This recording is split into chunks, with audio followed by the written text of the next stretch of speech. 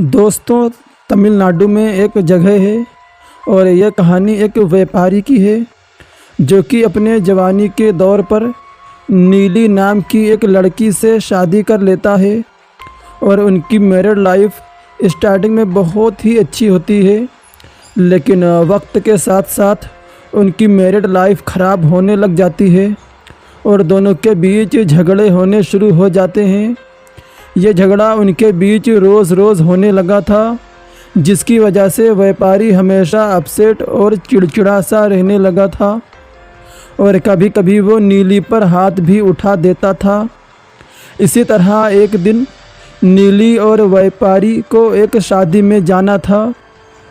उस टाइम पर उस गांव में ऐसा था कि अगर गांव से बाहर किसी को भी जाना है तो एक जंगल के रास्ते से होकर गुज़रना पड़ता था। नीली और वो व्यक्ति व्यापारी उसी जंगल के रास्ते से होकर जा रहे थे, लेकिन अब उस टाइम पता नहीं क्या हुआ कि दोनों के बीच में फिर से झगड़ा शुरू हो गया। उस टाइम व्यापारी का दिमाग इतना ज़्यादा ख़राब हो गया कि वो आउट ऑफ कंट्रोल हो गया और उसने नीली को वहीं मारना शुरू कर दिया। उसी रास्ते में एक कुआं पड़ता था और उसी कुएं में व्यापारी ने नीली को धक्का देकर मार दिया। वो पूरी तरह से सुनिश्चित हो गया, कन्फर्म हो गया कि नीली अब मर चुकी है, तो वो चुपचाप अपने गांव वापस आ गया। गांव में आने के बाद व्यापारी ने कहा कि नीली कहीं खो गई है, मैंने उसे बहुत ढूंढा लेकिन वो कहीं नहीं मिली है। गांव वाले ये सुनकर हैरान हो गए और उन्होंने नीली को बहुत देर तक ढूंढा, यानी कि करीब 1-1.5 घंटा या 1-1.5 हफ्ता या तो 10 से 15 दिन हो गए, लेकिन नीली उन्हें कहीं नहीं मिली। व्यापारी अपना खुश था कि चलो उससे छुटकारा तो मिला और कुछ सालों के बाद उसने दूसरी शादी कर ली और वो व्यापारी पीसफुली अपनी दूसरी वाइफ के साथ अपनी लाइफ जी रहा था। लेकिन दूसरी तरफ नीली की आत्मा अपना रिवेंज लेने के लिए तड़प रही थी। वो इस इंतज़ार में उस कुएं में बैठी थी जहां उस व्यापारी ने उसे जान से मार दिया था कि कब वो व्यापारी इस रास्ते से गुज़रेगा और वो उसे मारकर अपना बदला पूरा करेगी। वक्त धीरे धीरे बीतता गया और एक दिन व्यापारी को उसी रास्ते से किसी बहुत ज़रूरी काम से जाना था। व्यापारी उसी रास्ते से गुज़र रहा था कि तभी नीली की आत्मा ने देखा कि वो व्यापारी उसी रास्ते से आ रहा है, तो उसने तुरंत उसकी सेकंड वाइफ का रूप ट्रांसफॉर्म किया। पास एक पेड़ की टहनी से उसने एक फेक बेबी को ट्रांसफ़र किया, मतलब नकली एक बच्चा बनाया और वहीं पर खड़ी हो गई। व्यापारी ने देखा कि यार मेरी दूसरी वाइफ यहाँ क्या कर रही है।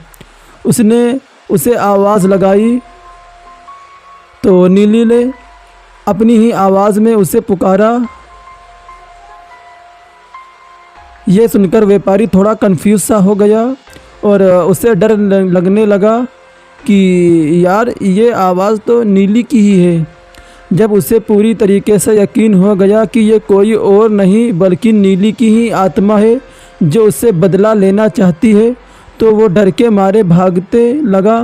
नीली उसका पीछा करते करते एक गांव की तरफ उसको दौड़ा देती है। व्यापारी अपने आप को बचाने के लिए उसी गांव के काउंसिल ऑफिस में घुस जाता है, जहां पर करीब 70 काउंसिल मेंबर बैठे हुए थे और उसी के पीछे पीछे नीली भी उसकी सेकंड वाइफ का रूप लेकर उस काउंसिल ऑफिस में घुस जाती है और नीली रोते हुए काउंसिल मेंबर से ये कहती है कि ये मुझे छोड़कर भाग रहे हैं, हमारे बीच एक छोटा सा झगड़ा हुआ और ये मुझे छोड़कर भाग रहे हैं और ये मुझसे पीछा छुड़ाना चाहते हैं। जब काउंसिल मेंबर्स ने यह बात सुनी तो व्यापारी की तरफ देखने लगे, लेकिन व्यापारी बहुत ज़्यादा घबराया हुआ था। उसने कहा कि सरकार आप मुझे बचा लीजिए वरना ये औरत मुझे जान से मार देगी।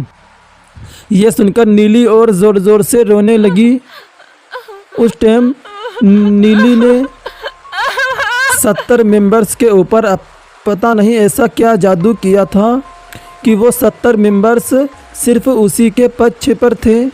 और उस टाइम काउंसिल मेंबर्स ने व्यापारी के ऊपर फोर्स किया कि तुम्हें इसी औरत के साथ ही रहना होगा और इसे छोड़कर तुम कहीं नहीं जा सकते।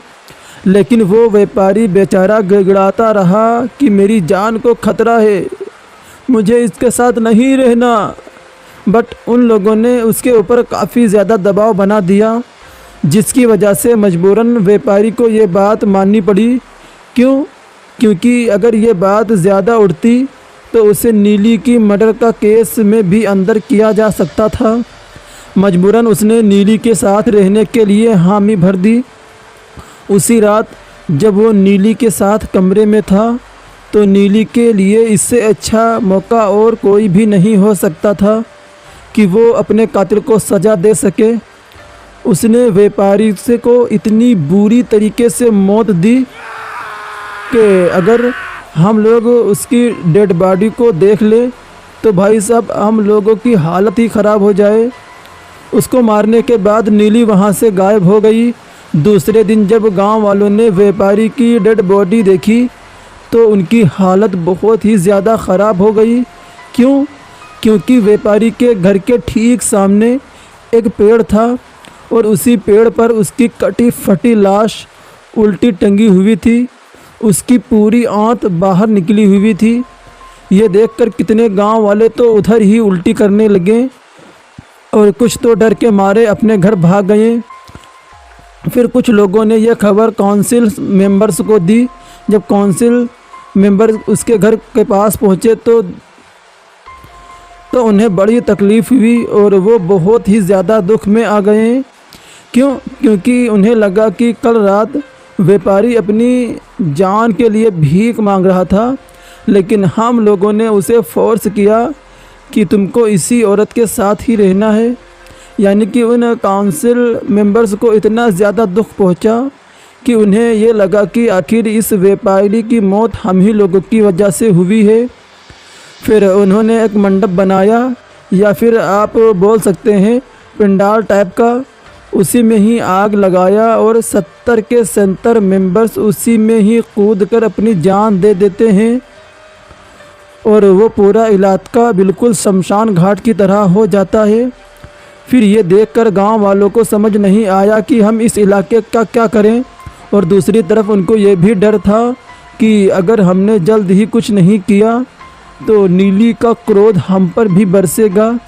इसलिए उन्होंने उस जगह पर एक मंदिर बना दी और उस मंदिर का नाम था फजे नूर निमली टेम्पल।